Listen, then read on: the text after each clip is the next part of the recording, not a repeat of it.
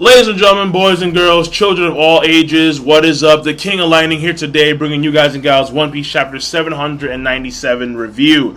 Now, we are a few chapters away from the big 800, and I got the feeling that we're not going to leave Dressrosa until Chapter 800.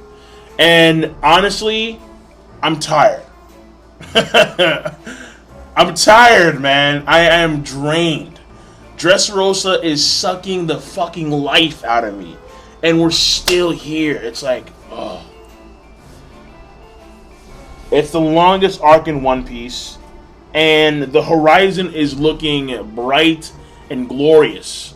But we're still stuck in the mud of Dressrosa.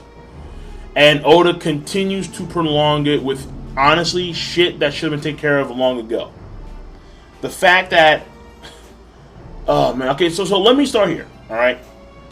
The chapter does have its ups, obviously, all right? And a few fascinating things. First of all, funny moments like Jet and Abdullah, you know, fooling the Marines and shit. Like, yeah, everything's clear over here, over. Like you know, shit like that. And that's funny. That's hilarious.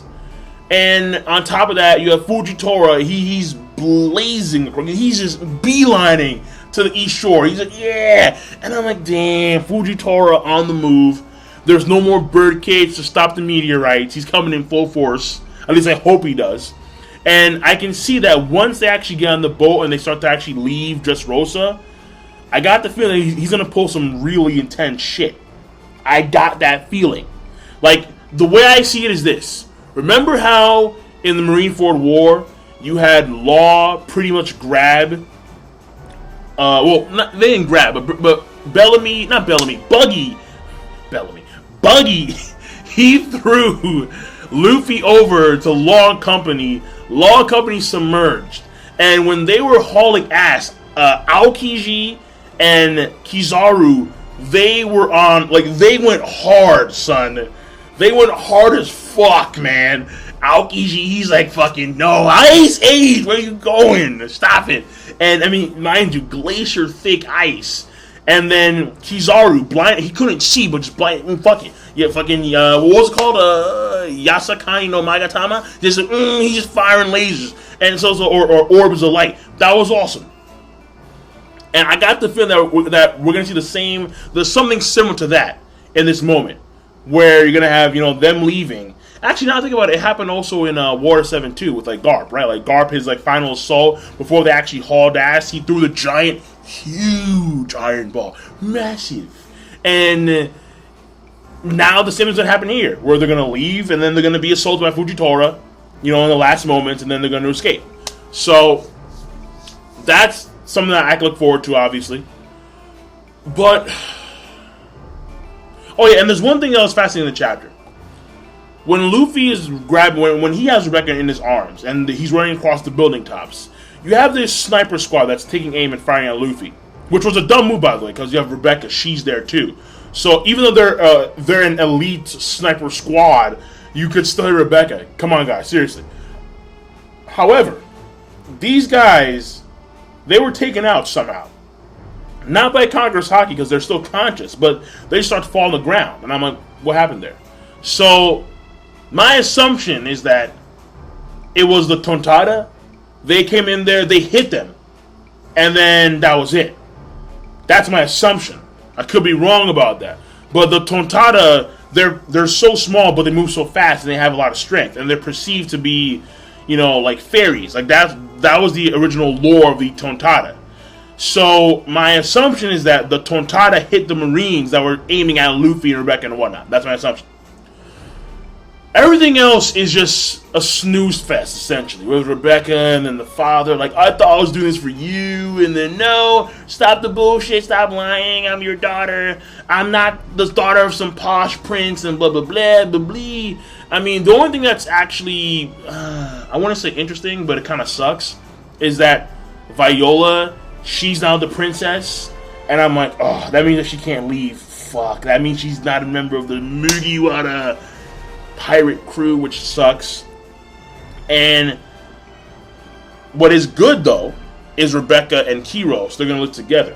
So, now I think we can safely say that they're not going to join the crew.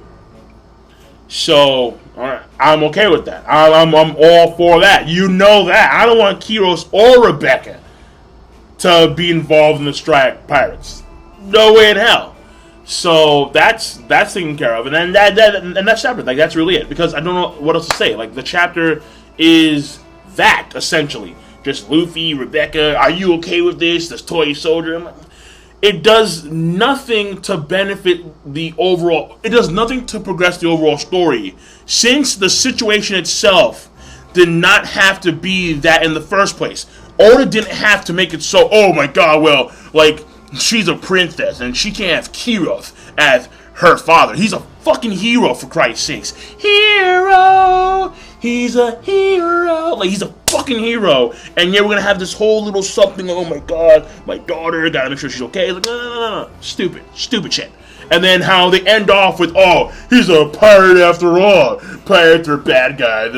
Even though he just saved all your asses. Like, so it's that whole thing where, you know, Luffy, he wants to be, like, an anti-hero, I suppose.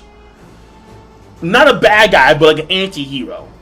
But he winds up being the hero anyway. Luffy is a hero, even though he hates being called a hero. He hates being perceived as a hero. So when you have Luffy grab Rebecca, and then, oh my God, a pirate after all, evil, then it kind of maintains that anti-hero image, I guess. So it's a strange thing, all right? It really is. I think it's not done that well at all. One Piece, the whole hero anti-hero thing. It's like he wants to be an anti-hero, or he doesn't want to be a hero. All right? I don't know if okay, fine. Luffy does not want to be a hero, but he's perceived to be a hero in many cases. Done.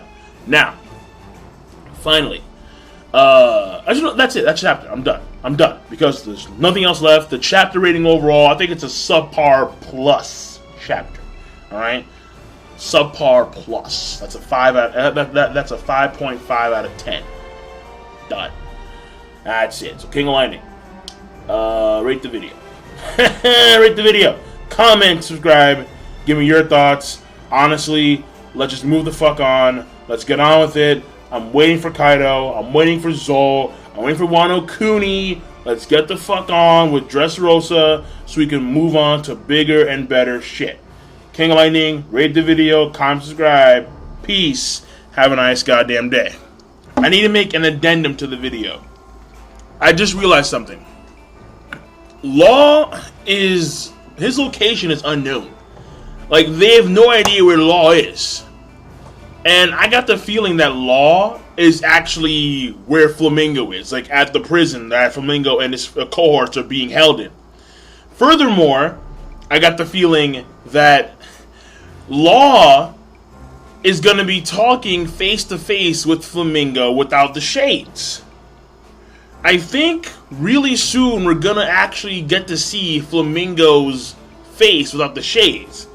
Whether or not he actually has a scar or demon eye, as some folks theorize, or whatever he has going on with his face. That's very possible. But keep in mind that CP0 is, they're on the horizon. So, haul ass ASAP. And Law will be able to reach Luffy and company fairly quickly given his powers, honestly. Like, that should be like fairly easy, no-brainer. So, that being said, that's Law, that's what he's going to do, and that's it. That's my assumption, that's my prediction. Law's with, Flamingo in the prison and whatnot, talking about stuff, maybe Corazon and whatnot, and then the Will of D, and so on and so forth. So that's it. King of Lightning, now I'm done. Rate the video, comment, subscribe. Have a nice one.